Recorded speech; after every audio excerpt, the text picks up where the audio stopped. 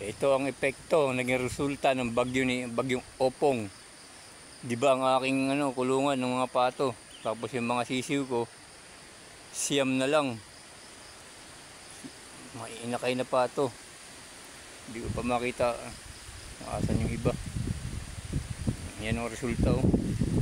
Tapos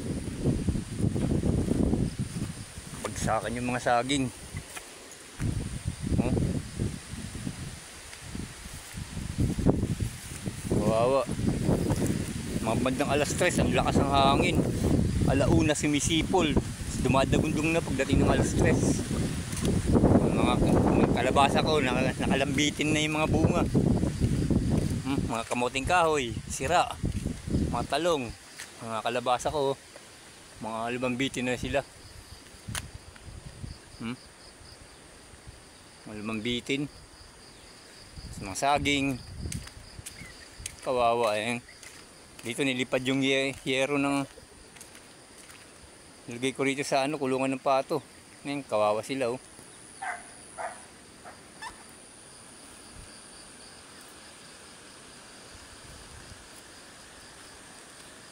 Nag-itsura ngayon dito.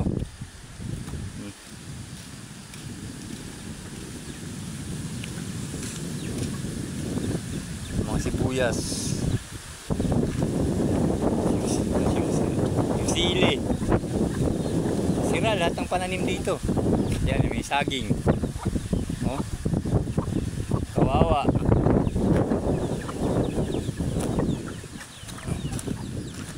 Nakatakot kagabi, mag-isa lang ako, kasama ko mga alaga ko, mga hayop. Bagsak ng salamin, oh. Yan ang hitsura ngayon dito.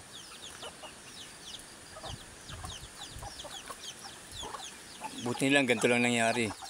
Salamat pa rin tayo sa Panginoon.